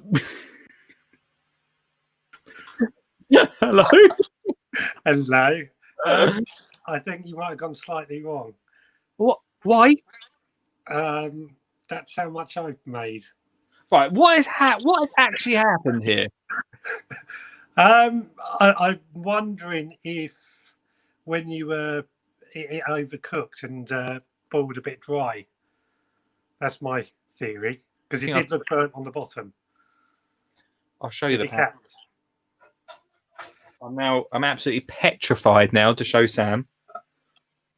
But I think look at the bottom of that pan. That's gonna need soaking. That.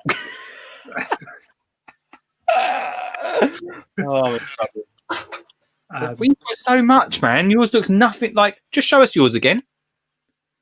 Okay, that looks really nice, right? I'll show you mine. Yeah, I mean, you look like about as much as in that jar. Mine looks like I've not made it to the toilet and I've found the goldfish bowl in the side. Yeah. It- Yeah, got but I mean, that might have been down to the pureeing, to be honest. It's really vinegary. Yeah, I mean, the ketchup is quite vinegary. That's how why it's a preserve. Not this vinegary, surely. That is. I'm Some, gonna try vinegar, some vinegar does normally boil off, I find, in the cooking. Mm. But I mean, I had mine cooking with the vinegar in it for probably half hour till it got really nice and thick.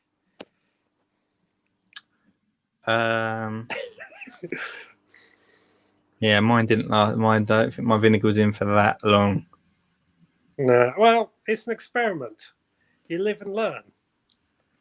I just thought that in the morning, mate, I could wake Oliver up as the hero of the day. Dad's got tomato sauce. There's a co-op down the road from you, isn't there? I'll just be filling jars just full of vines. Yeah. I'll test it in a minute. I'll try it in a sec. Yeah. I mean, another idea, something else you could try and cook is something as easy as raspberry jam. That sounds pretty simple. That is just literally raspberries, isn't it? Raspberries and sugar. I could probably do that. Yeah. I'd give it a try next time. Stuart Jackson just said Richard 5, Lee nil. Well, I got 6 jars actually, so Richard 6, Lee something, one-ish. Yeah. But it's all about the flavour at the end of the day. What's it taste like? Right, okay. I might as well try it while you're on the stream. Okay, here we go. And the annoying thing is, I didn't bring a spoon with me, so I'm going to have to use the actual. I mean, it has got a bit on there in it, but let's just. Oh, okay.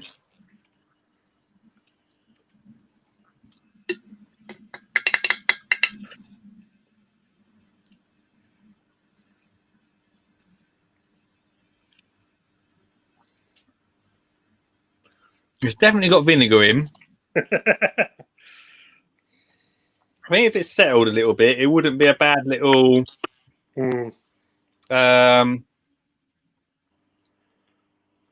Maybe like it tastes a bit radishy. Like a radish. Yeah, I was actually thinking when you were using your masher, perhaps it might be more of a chutney or a relish as opposed to a sauce. It's not the most beautiful thing in the world. It doesn't look great in this jar. I'm gonna have to get a smaller jar for it.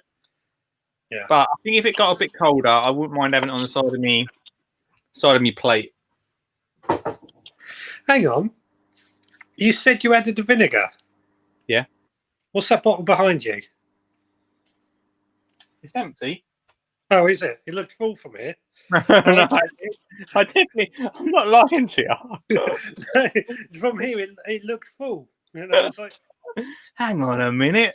This is a sham. Trying to work out why it's condensed so small. It's not a bad taste.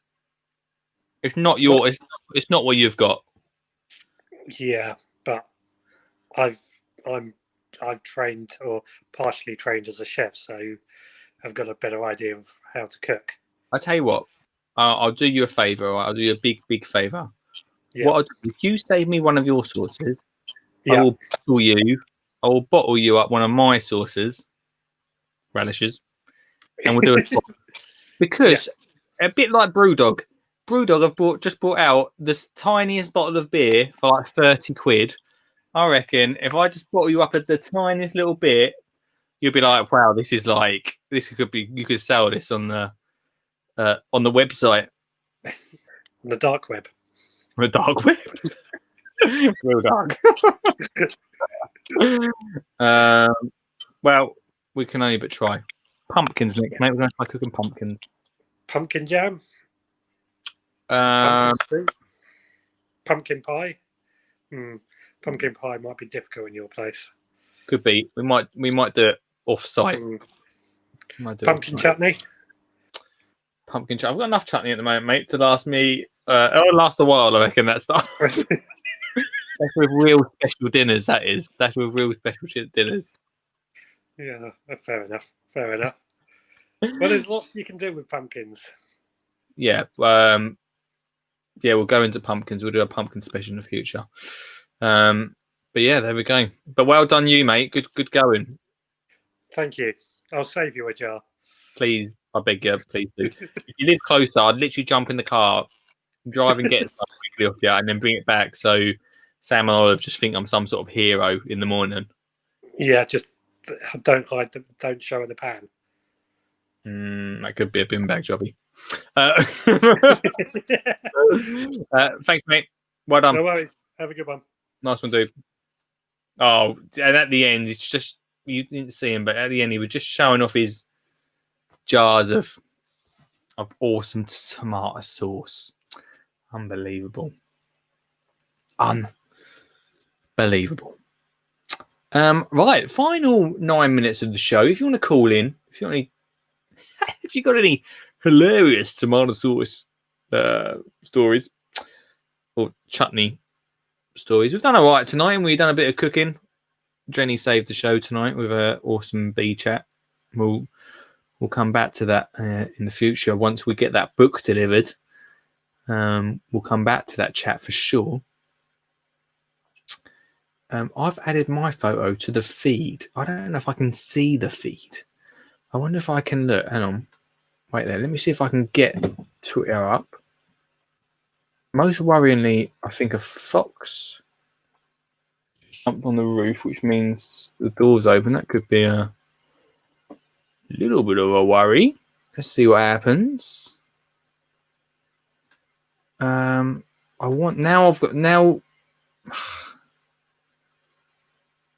Jane has, how do I get into my, right, now Jane has gone and put up on Twitter.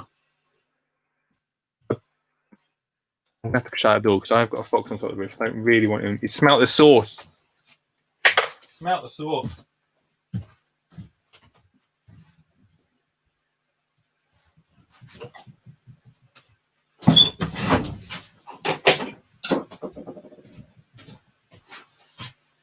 Ugh. Panic that. Right, Jane's going to put on the old Twitter a tomato sauce. So let's log into there for the final part of the show. See if I can show you guys on the stream what Jane's made.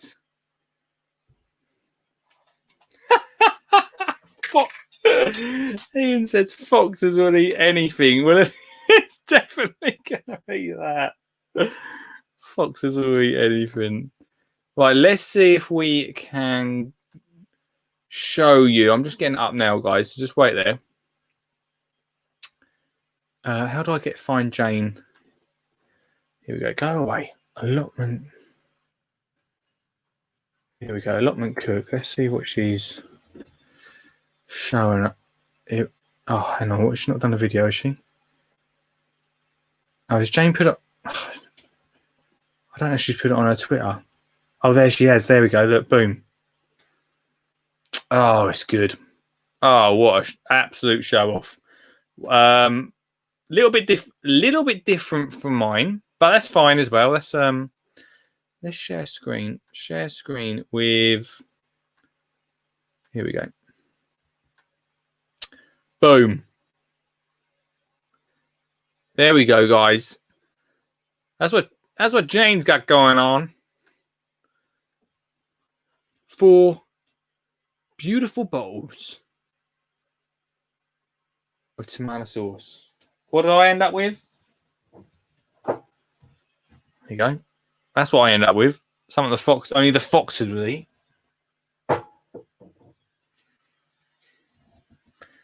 For beautiful. Why? We should have known, really, shouldn't we? We should have known. I should have known that it was never going to work out, was it? It was never going to work out. I should have known. But we tried. Got a nice little chutney. I think once that's cooled down, We can definitely use that for something. I'll let you know tomorrow what I use that in. Next to me, chips. Next to me, chips. James being nice, saying first try, man. And Richard said on the Facebook chain, they look tasty. They look tasty. Richard and Jane, good on ya tonight for saving the show. For saving the tomato sauce. If you are listening on the podcast, and go check out Mr. Richard Suggett and Allotment Cooks, the Visual Podcast and Allotment Cooks. Go and check out their photos, their sauces. I'll also put a picture of mine up tomorrow when I put it in a nicer jar.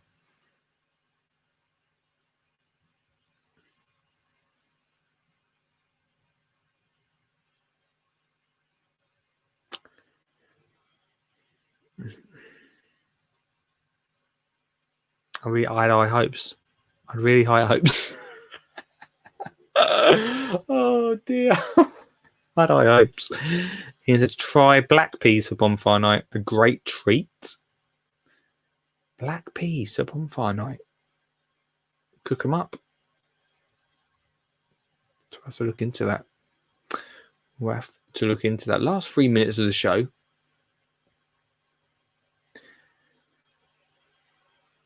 Are you on Alexa like Veggie Man? Oh, am I on Amazon Music yet? No, I did get an email from them yesterday, which was quite cool. So I will be. I'll be just behind Mr. Suggett. I think if you have got Spotify and things like that, if you just say Alexa, you have to say it like that. Alexa, play Skin Gun. But in a few days' time, or a few weeks, I don't know how long it takes, I will be on Alexa, Amazon Music, which would be cool. So you listen to the best of. And yes, there's best of podcast. Last 2 minutes of the show. We've got a great couple more shows. We're halfway through the week on the shows anyway. Halfway through the show week. 2 more shows of the week to go. It can only get better than that source. On Thursday, we've got Lisa on the show, which is going to be good. I'm not for sure. We're going to be chit-chatting about gardening on Thursday. Tomorrow, I really want to talk about 2 different things that I was sent in. One from listener Mark about something quite cool, but not really mentioned. Another thing, I mentioned a million planting moments, and I really wanted this week to get someone on the show from the HTA about it, and they couldn't get anyone. I don't know what happened. I love those guys, but I don't know what happened about them trying to get on. 2 campaigns which are only a week long could easily fly under the radar. So I want to talk about both them things.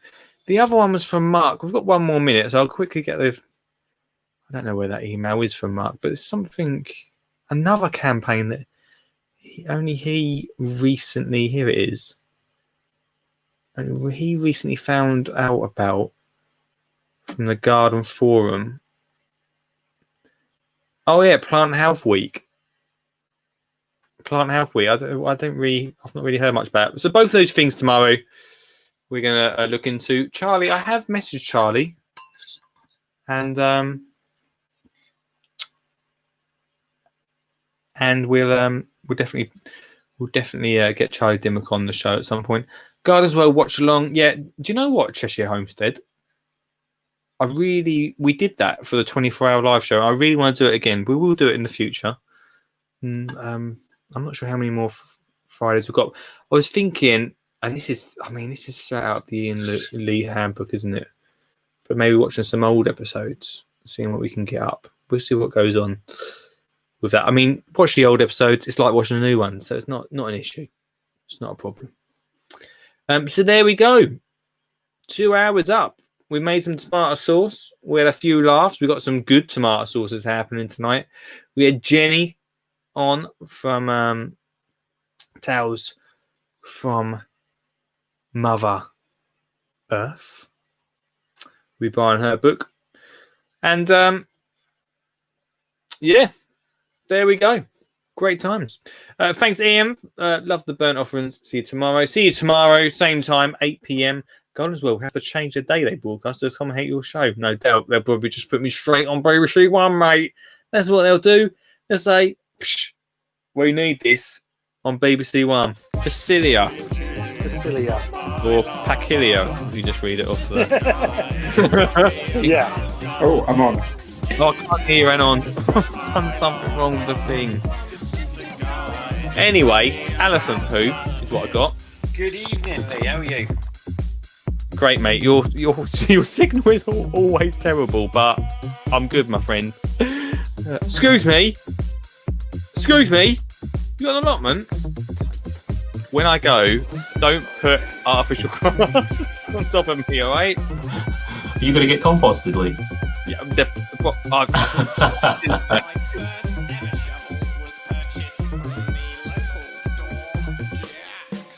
Migration.